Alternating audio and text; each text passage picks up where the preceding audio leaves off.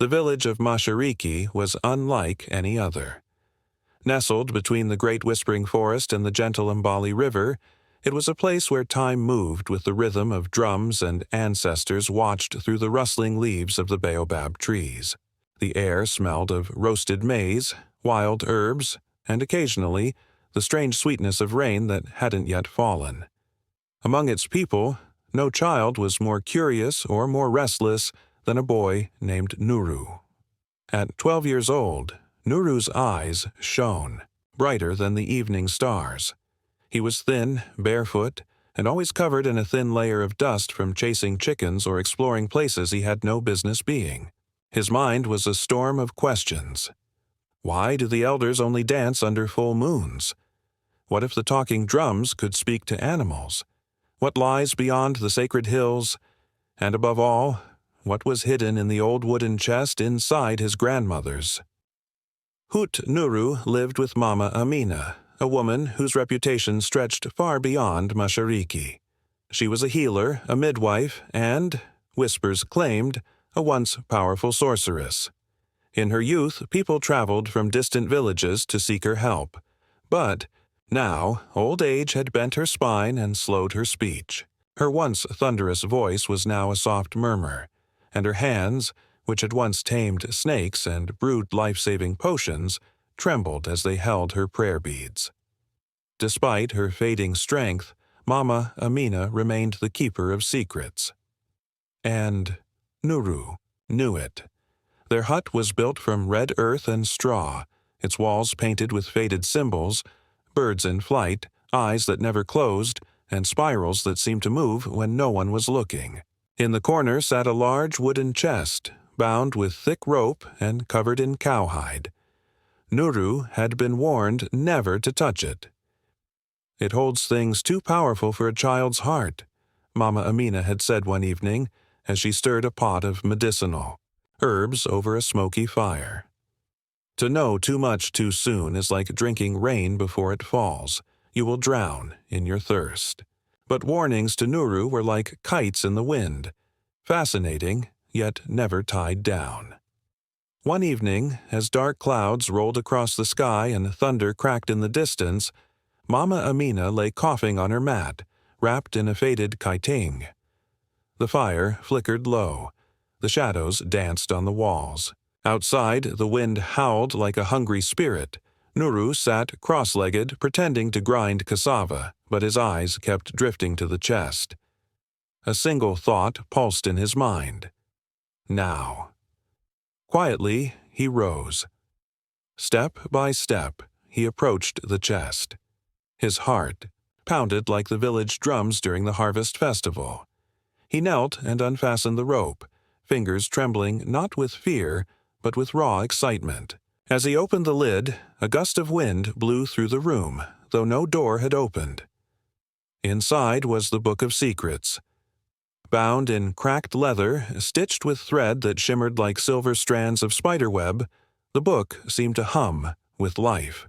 Its cover bore the shape of a coiled serpent biting its own tail, a sign of endless power. Nuru's hands hovered above it. He looked back.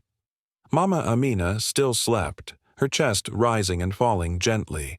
The firelight lit her face, lined with age and wisdom, yet peaceful. Then he opened the book. The pages smelled of rain-soaked earth and crushed herbs. Strange symbols danced on the page, then rearranged themselves into a language he didn't. No, he understood. His eyes widened as one line pulsed brighter than the rest. As if pulled by a string, his mouth moved. Nguvu ya roho, nju kwangu. Let the power of the spirit come to me.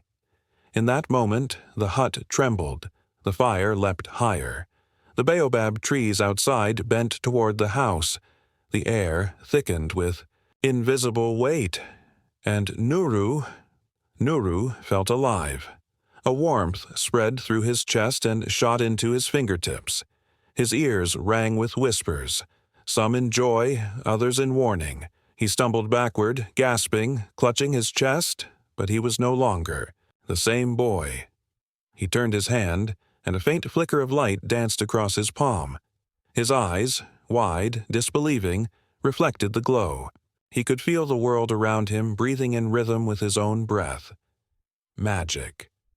He had found it, and even as a silent tear rolled down Mama Amina's cheek in her sleep, perhaps from a dream, or perhaps from something deeper, Nuru smiled. The Book of Secrets had chosen him. What he didn't yet know was that power always comes with a price, and Mashariki would never be the same again. The next morning, the village of Mashariki appeared the same. The sun rose as it always did, casting its warm golden light over the familiar paths and huts. The rooster's crow echoed in the distance, and the women began their chores, singing, the songs that told the history of their ancestors.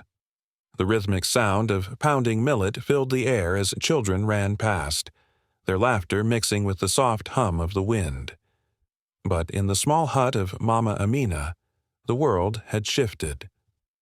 Nuru woke with the weight of the Book of Secrets still fresh in his mind. It wasn't just the images or the whispers. No, it was something deeper. His body felt different, as if the very air around him had become lighter, easier to command. He moved with a newfound grace, his steps almost silent against the red earth floor. As he gazed at his hands, the same flickering light from the previous night seemed to hum beneath his skin, like a heartbeat too strong to ignore. His heart raced with excitement and fear. He knew that the magic was alive inside him, but how far could it take him? What could he do with it? "Mama Amina," he whispered, his voice uncertain. The old woman slept soundly, her chest rising and falling softly beneath the blanket. Nuru watched her for a moment, guilt gnawing at his conscience. She had warned him. She had told him never to meddle with powers beyond his understanding. Yet his curiosity had led him to the forbidden book, and now he had power that no one could take from him. Should I keep it hidden? He wondered to himself. But the thought of hiding it felt wrong, as if he were shackling something that was meant to soar. Suddenly, a rustling noise interrupted his thoughts. His grandmother stirred, her eyes fluttering open. "Nuru, my child," she murmured, though her voice was weak. "Do you have the book?"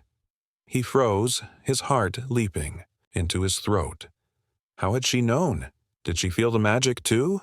But as her gaze met his, there was no anger, only sorrow, as if she had expected this day to come. "I knew you would find it," she said softly, her voice barely audible.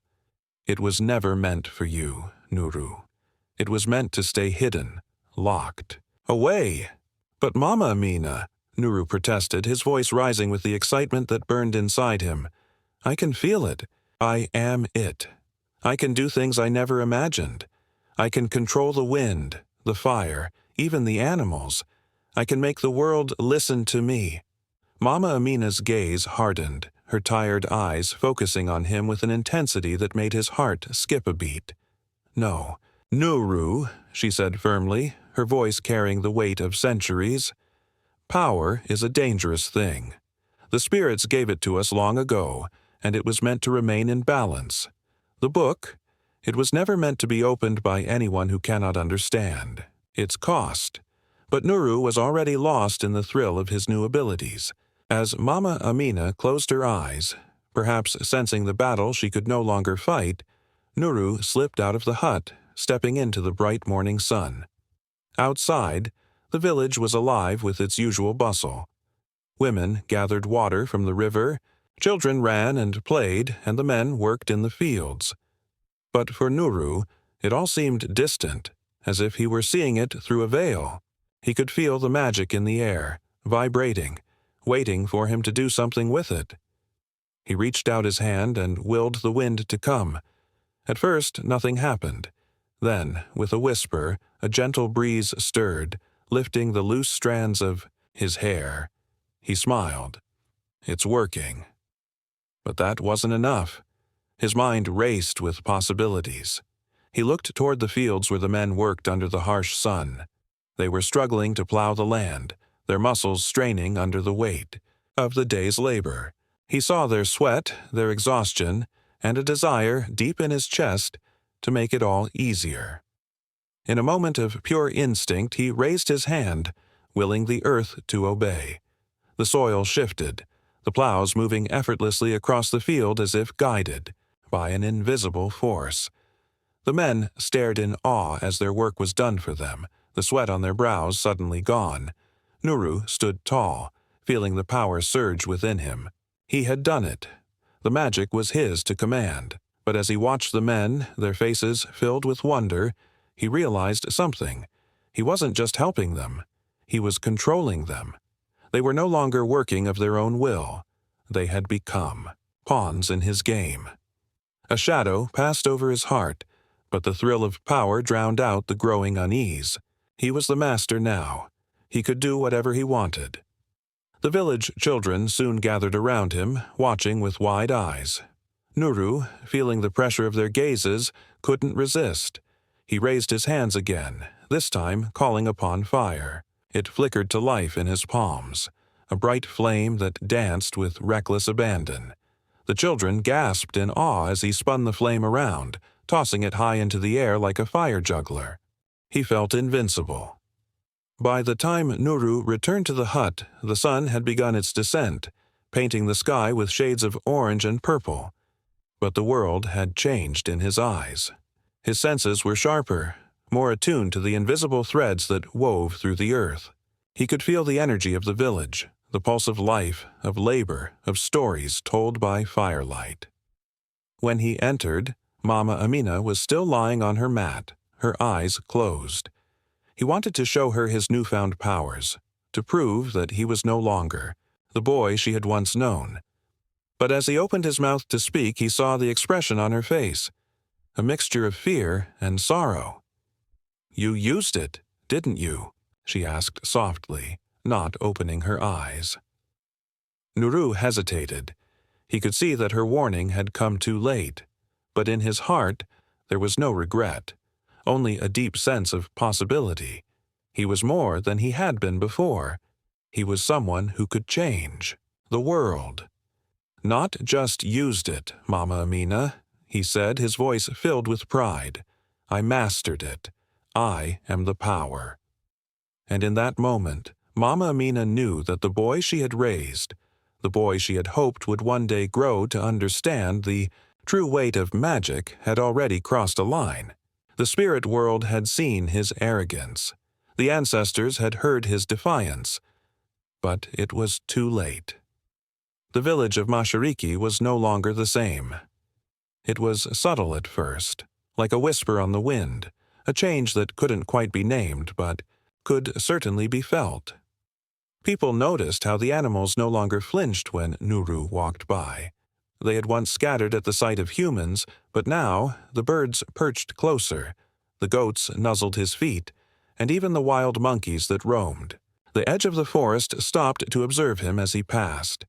The earth itself seemed to bend to his will. At first, Nuru thought of it as a blessing. He had power, more than anyone else in the village, more than anyone, perhaps, in the world.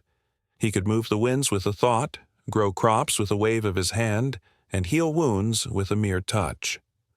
All he had to do was call upon the book of secrets, recite the ancient words, and the world would bend to his desires.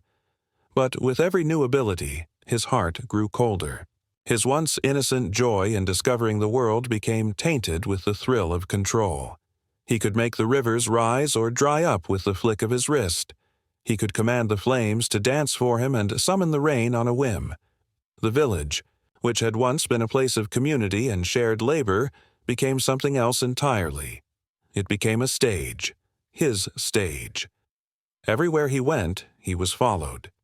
People looked at him not as the curious boy who had once climbed trees and played in the mud, but as a god, as something higher than human. They offered him gifts, bowed in his presence, and sought his approval for every little thing. At first, Nuru had basked in their admiration. He had enjoyed the feeling of their eyes on him, of their awe. But as time passed, a dark seed began to grow in his heart. He no longer saw the villagers as equals. They were tools, instruments for his power. They were puppets, dancing to the rhythm of his will. One evening, as the full moon rose high above the village, Nuru stood at the edge of the Umbali River. The water glittered in the moonlight, reflecting the pale light like a mirror. He had come here to test his powers once more. He was no longer content to simply control the wind or the fire. Tonight, he wanted to test the boundaries of his magic. He wanted to see how far he could go. With a deep breath, he reached out his hand toward the river. He murmured the words from the Book of Secrets, and the water began to move. At first, it was a gentle ripple. But then the ripples grew larger, and the water began to churn. The river twisted, bending in unnatural ways, as if it were alive, responding to his call. Nuru's eyes burned with excitement as the water rose higher, forming a towering wave. For a moment he was lost in the sensation.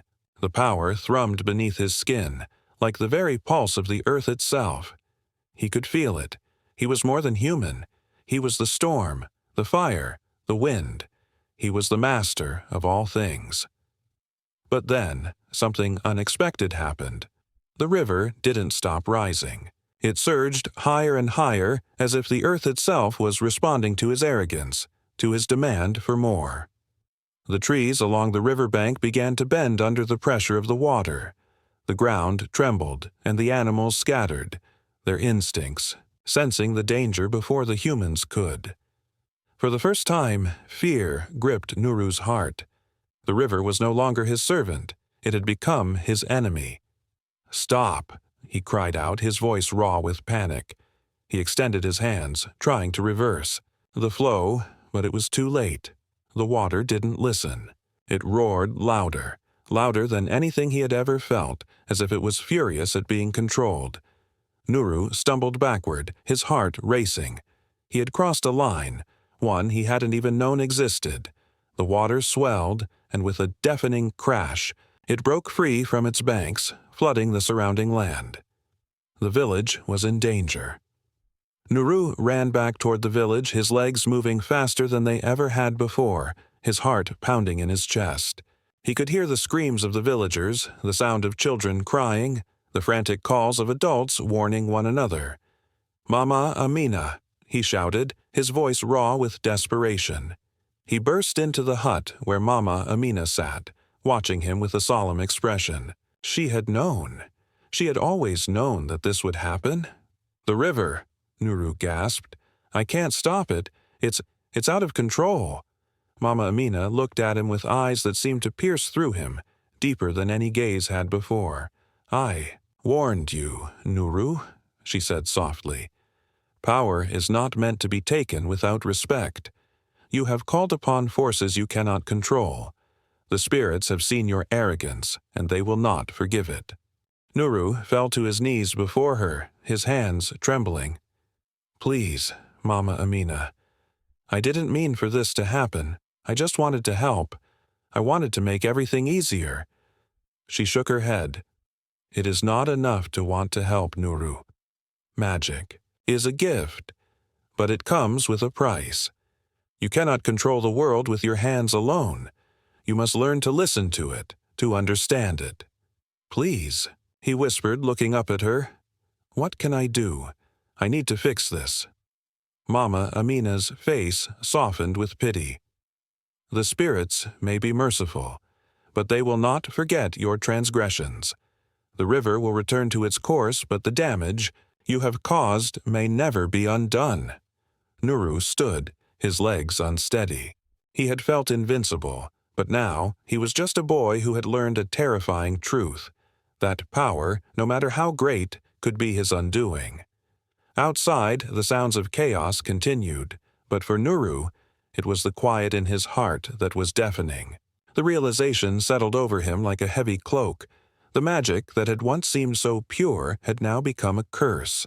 The shadow of his arrogance would follow him no matter where he went. He had no one to blame but himself.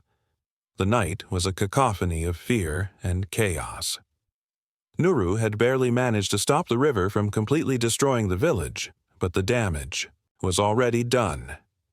The water had surged over the banks, flooding the lower fields, drowning crops, and threatening homes along the river's edge. People were frantic. They carried their children to higher ground, and the elders gathered in prayer, hoping the spirits would show mercy. The once peaceful village had turned into a scene of panic.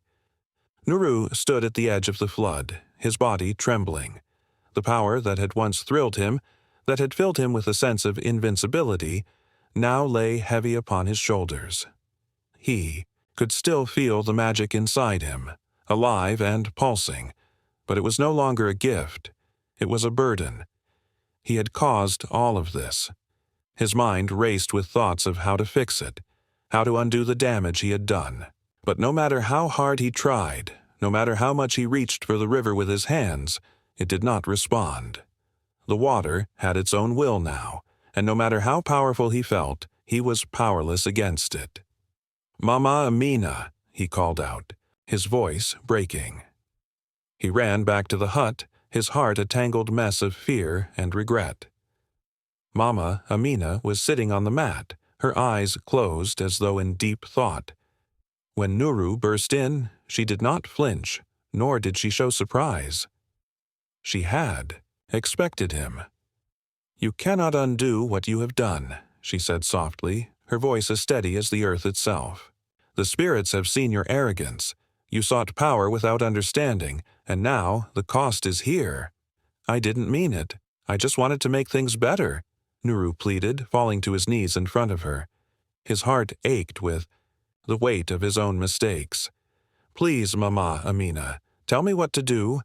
How can I fix this? How can I make it right?" Mama Amina opened her eyes, looking at him with a sorrow that went deeper than any words. She had seen the signs of this moment long ago, the moment when the magic would consume him. But even now she knew that there was no turning back. She sighed, and for the first time, Nuru saw the weight of years on her shoulders. "Nuru," she began, her voice slow and deliberate, "the magic you've tapped into is ancient. It is not meant for human hands. It is a gift from the spirits, but it carries a price. And now you must face that price." "What price?" he asked, his voice trembling.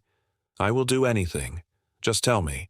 Mama Amina took a deep breath, her eyes never leaving his. "The spirits have a way of balancing the world. They have allowed you to wield the power, but they have also given you a warning. They warned you not to be greedy, not to seek control over things that you cannot understand. But you ignored that warning." Tears welled up in Nuru's eyes. "I didn't mean to hurt anyone. I just wanted to help." She reached out, placing her hand on his shoulder. "That is the tragedy, my child. You have such a pure heart, but you sought power without wisdom, and now the spirits will take what you hold most dear. They will reclaim the balance that you disturbed."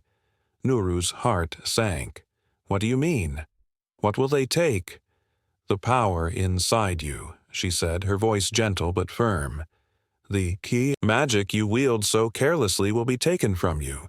You will lose it, just as quickly as you gained it, and when it is gone, you will be left with nothing but the memory of what you once had." Nuru's breath caught in his throat. "No, I can't lose it. I can't." "It is the price of arrogance, Nuru," Mama Amina interrupted.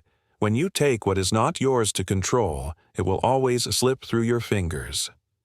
He looked at her, his heart shattering with the weight of her words. How could he have been so blind? In his pursuit of power he had destroyed the very things he loved. The village, the people, the balance of nature itself. Now he would pay the price. "We'll make it right," Nuru said, his voice steadying with newfound resolve. "I will fix this. I won't let the spirits take everything from me."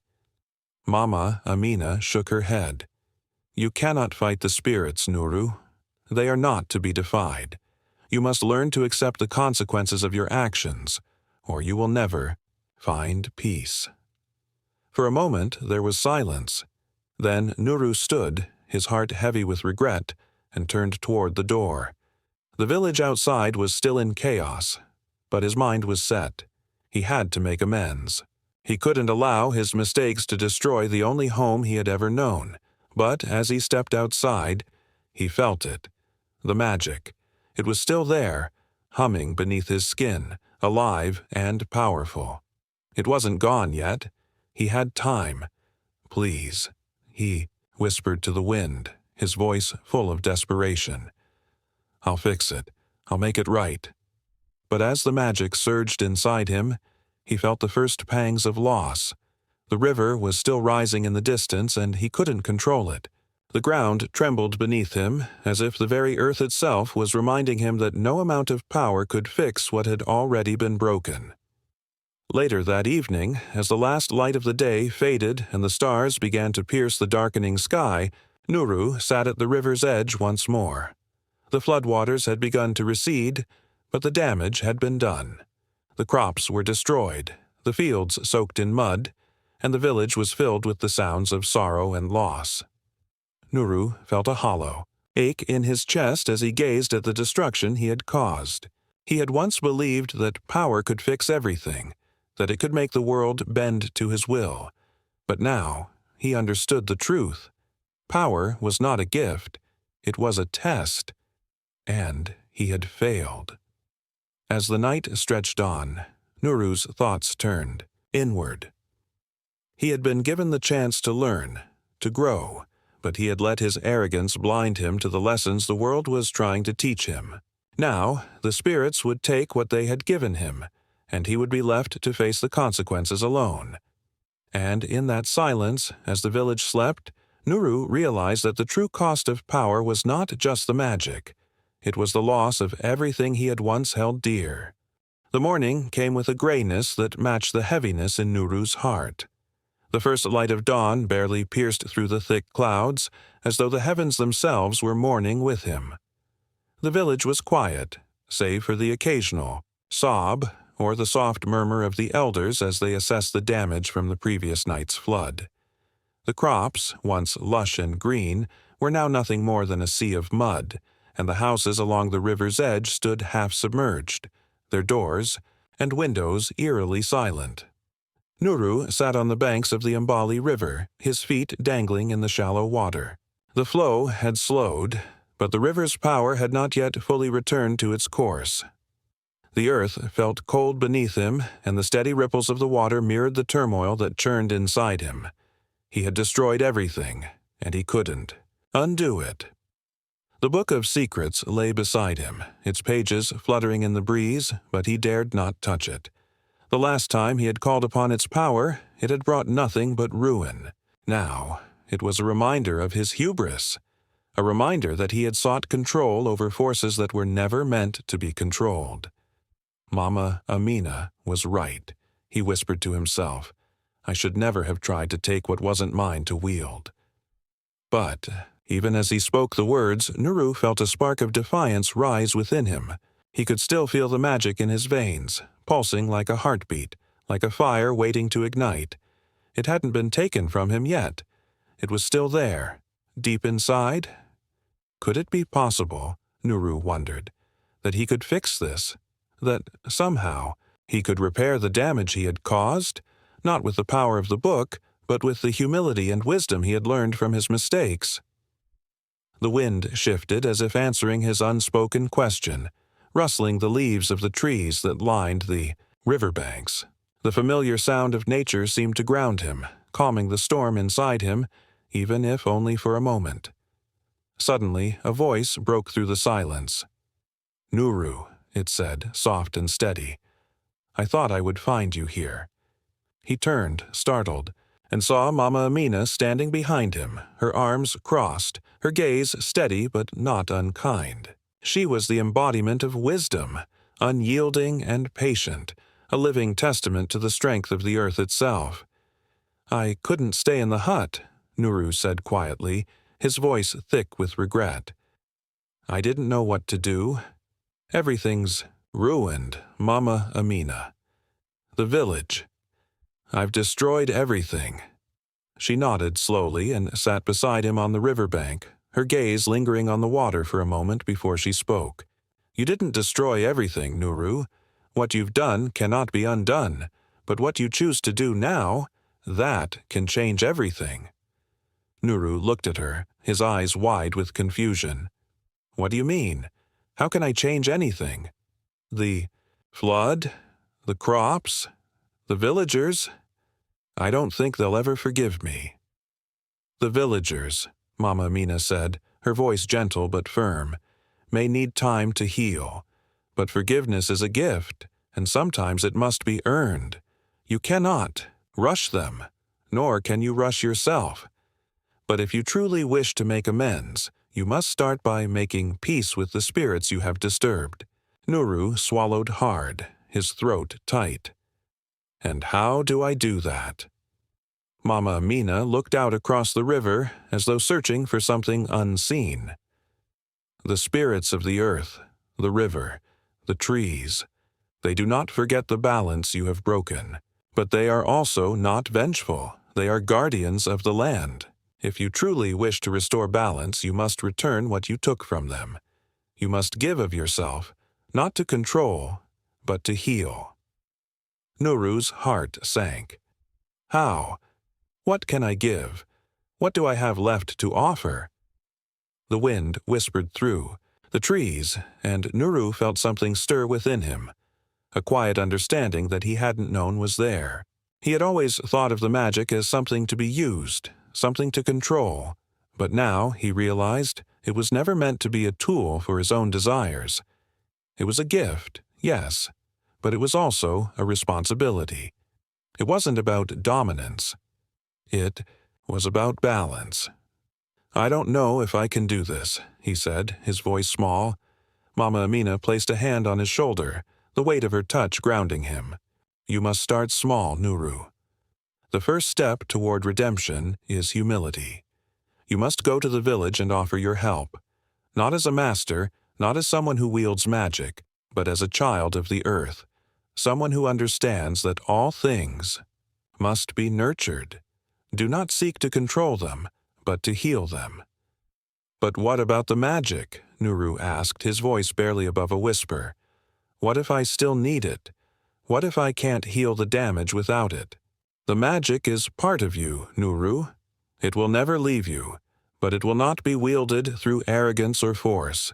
It will return when you are ready to use it with humility." The weight of her words settled over Nuru like a blanket. For the first time in weeks, he felt a flicker of hope.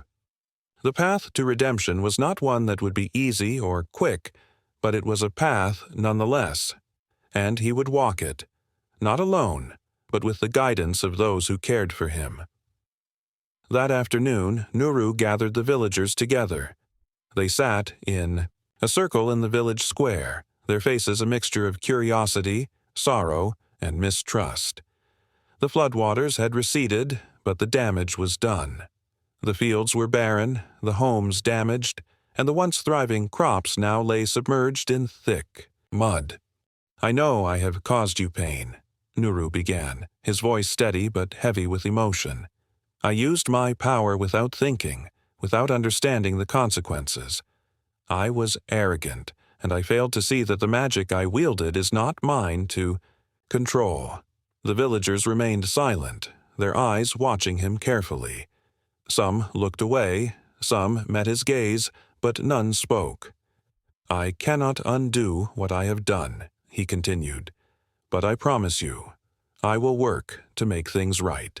I will help restore the fields, rebuild the homes, and most of all, I will learn from my mistakes." As Nuru spoke, something shifted in the air. The tension that had hung over the village seemed to loosen, if only slightly. The villagers, still, did not trust him, but they were listening. Nuru turned to the elders. "I ask for your guidance. Please, show me how I can make amends. I am ready to learn." The eldest elder, an old woman named Nia, rose slowly and walked to Nuru. She studied him for a long moment before speaking. "Your magic is a gift, but also a lesson.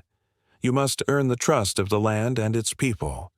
Only then will you be able to restore what has been lost." Her words hung in the air, and Nuru felt them settle deep within him. It would not be easy, but he was ready. For the first time, he was willing to work not for himself, but for the village, for the earth, for the spirits that had once guided him. Later that evening, Nuru walked back to the river, his steps slow and deliberate. He knelt at its edge, his hands brushing the surface of the water. The river, still deep and powerful, seemed to pulse, with life beneath his fingertips. "I am sorry," Nuru whispered to the river. "Please forgive me." And in that moment, as the first star of the evening appeared in the sky, Nuru felt something shift inside him. The magic was still there, waiting, watching, but it no longer filled him with the desire to control. It had become something else, a reminder of the balance he had disrupted and the healing that could still be done. The sun was low in the sky, casting a warm golden glow over the village as Nuru stood once more at the edge of the Mbali River. His hands trembled, but this time it wasn't from fear or arrogance. It was from understanding. The power that had once felt like a force to be controlled now felt like something to be respected, something to be worked with, not against.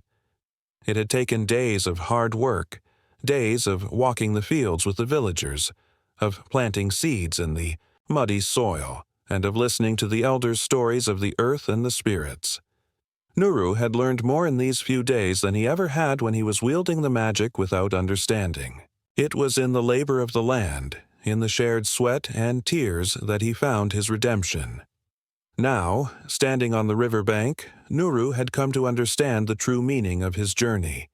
It wasn't just about undoing the flood or restoring the crops. It was about restoring balance, about healing the earth, the villagers, and himself. The river, its waters now calm, shimmered in the fading light. He felt the familiar pulse of magic inside him, but this time it didn't surge with arrogance or hunger for control. It was gentle, like a quiet whisper, reminding him that true power came from harmony, not dominance. Nuru closed his eyes and took a deep breath, the air heavy with the scent of wet earth and growing things. "I am ready," he whispered. Behind him, he heard the soft crunch of footsteps in the dirt.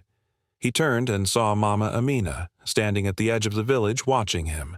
She was older now, her face more lined with age and wisdom, but her eyes still held the same spark they had when she had first found him, a boy full of potential. "You've done well," Mama Amina said, her voice soft but filled with pride. "You have learned what many never do, the power of humility, the wisdom to use your gifts with respect." Nuru nodded, his heart swelling with emotion. "I couldn't have done it without you, without the villagers, without the earth itself." She smiled, her gaze turning to the river. "The land has forgiven you, as it always does, but it will take time. Healing is a process, and even the earth must rest before it can give again." He understood now. It wasn't just about fixing what had been broken. It was about nurturing the healing process. It was about working alongside the earth, not trying to force it to bend to his will. "We will rebuild," Nuru said, his voice steady and strong. "We'll rebuild the homes, the fields, and the lives that were lost. But we'll do it together. We'll do it the right way." Mama Amina placed a hand on his shoulder, her grip firm but gentle. "And that is how true magic is done, Nuru. Not with force, but with patience, care, and a willingness to give." Nuru looked out over the village. The people had already begun to rebuild, working together in a way that was different from before. There was no rush, no desperation. There was a sense of calm in their movements now, a quiet understanding that it would take time, but that they were all in this together. The villagers were no longer afraid of him.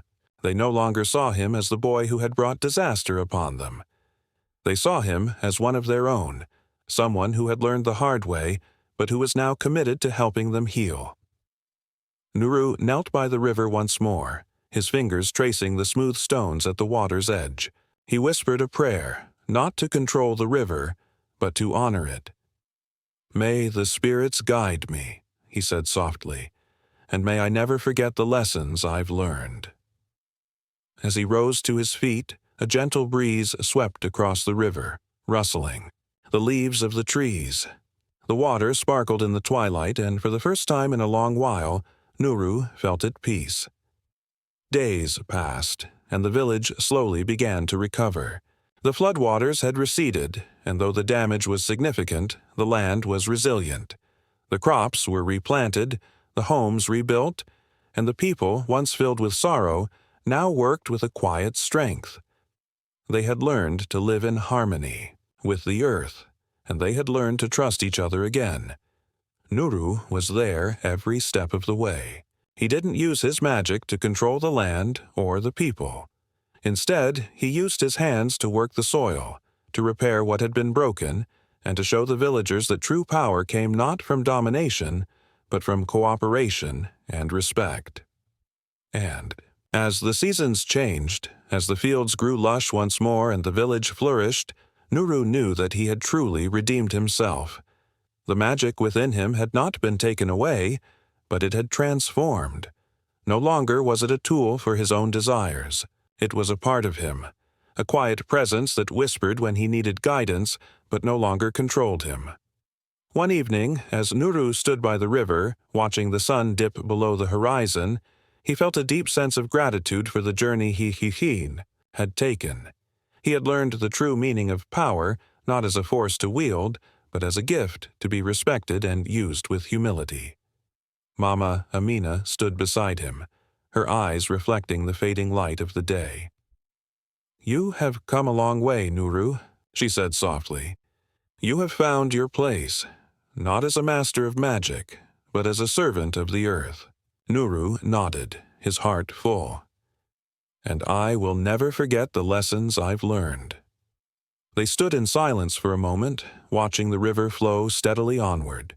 The earth was healing, the village was healing, and so was Nuru. As the last light of the day faded into night, Nuru understood that true magic wasn't about power. It was about balance, respect, and the willingness to heal. And with that understanding, he knew he had finally found his place in the world.